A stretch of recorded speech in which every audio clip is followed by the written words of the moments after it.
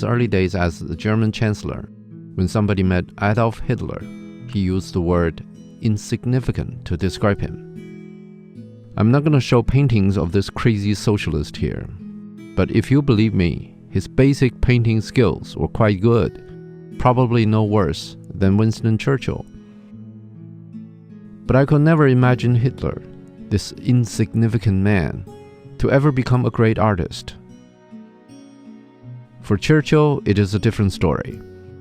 After the World War II, when he lost the election against the socialist Clement Attlee, he should have just quit politics. Then with focus, he could have done something with his painting talent.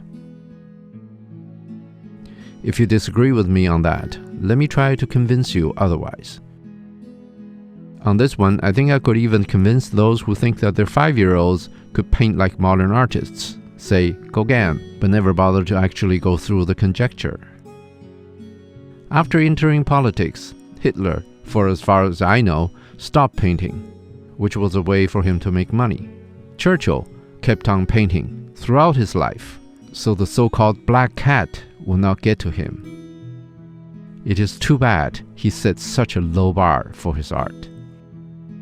To put this in another way, if Hitler could be more imaginative and able to sell his art, the disaster after the World War I, or of Versailles to be more precise, may turn out less bloody. An interesting side point to make here is that these men, insignificant as they are, like Hitler, Attlee, and many others, could get majority support, or in some cases such as Mr. Hitler, enough public support so they could prevail with their conjuring, manipulation, cheating, arm twisting, threatening, and of course, killing. They prevailed also because they went after the dark side of the human nature. In one way or another, these socialists, promising rewards without effort and discouraging or prohibiting anyone to discuss the cost, which is the reduction or elimination of the opportunities for people to improve their living standards through working, or more precisely, taking risks, are essentially liars. For Hitler, there was an additional spice, the racial card, which could be played in so many ways, and in every way, evil. In other words, Mr. Hitler specialized in lying, manipulating, and terrorizing. Speaking against him had disastrous consequences. On the other hand, Mr. Churchill spoke his mind, whether or not it was what the voters wanted to hear. For those who are not students of history, Mr. Churchill compared the socialist government of Britain to the Gestapo and lost to socialists. Then, of course, Churchill practiced his politics on the wishes of the voters. If voters voted against him, he would go. Hitler, on the contrary, like socialists of every kind, practiced his politics with forceful coercion, thought control, and incitement of the darkest corners of the human psychology. With all that said, I doubt that anyone in their right mind would honestly think that Mr. Hitler could be an artist. To me, it is clearly evident that Churchill could be a great artist, but Hitler could never. In fact, it is readily clear whether an artist is great. Often it is possible even to objectively compare two artists. Of course, there is a political correctness force here to make all art the same. But they're doing that for a purpose, way outside of our scope. The point I'm making here is that even if you cannot tell, there are objective standards in modern art. For all those we have covered, they belong to the group of greatest artists, making it pointless to discuss whether Cézanne or Gauguin was greater. All those artists contributed to the modern art, based on the contributions of those before them. If you want to compare them, you first need a standard that is not based on the final products, but on the contributions. I think that we could definitely spend our lives on more meaningful things. First, of course, there is money. Different artists are sold at different price levels. There is a value difference, just as $100 bill is 5 times more valuable than a $20 bill. However, if you consider marketing hypes, or social prejudice, things are less clear. Second, if price is not the issue or completely unknown, such as when we visit a museum, a more reliable measure is probably the amount of time we spend on different pieces. When I visit a museum, I would walk through quickly. Then I would spend the rest of the time with a handful of paintings. There are many times I would return to the museum just to spend time with a few paintings, sometimes one. It happens automatically, without conscious judgment, just for pleasure.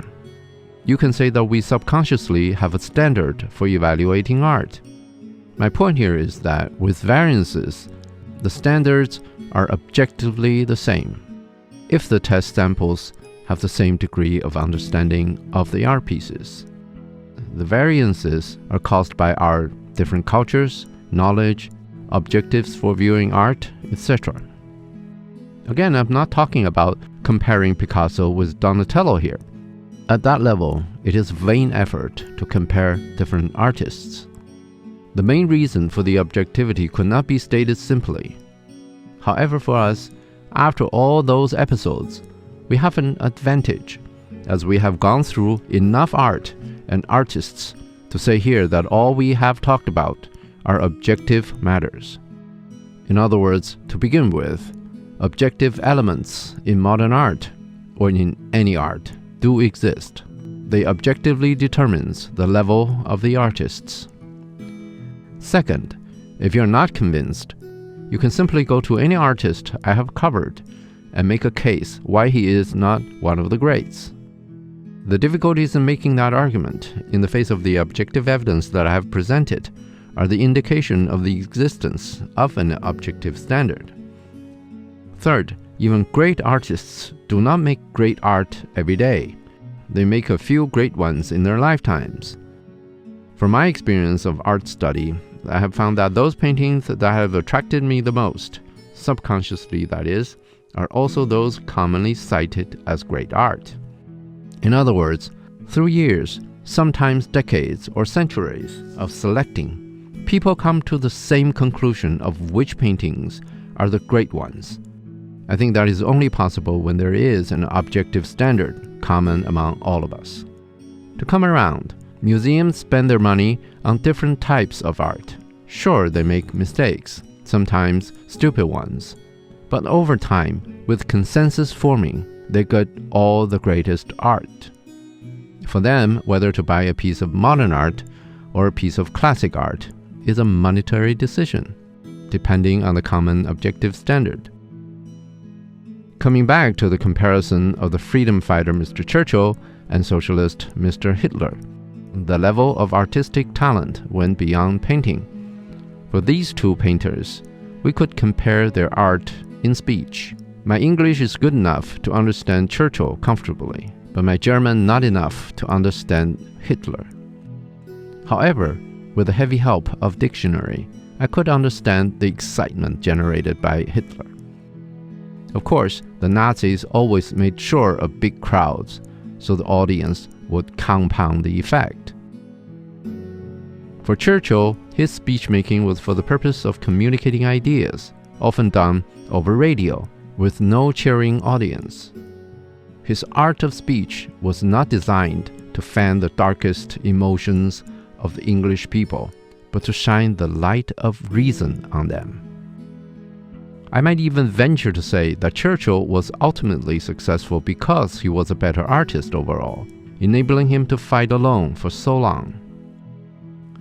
Okay, I think that's a wrap. In the next episode, we will cover another special topic. I'll see you then.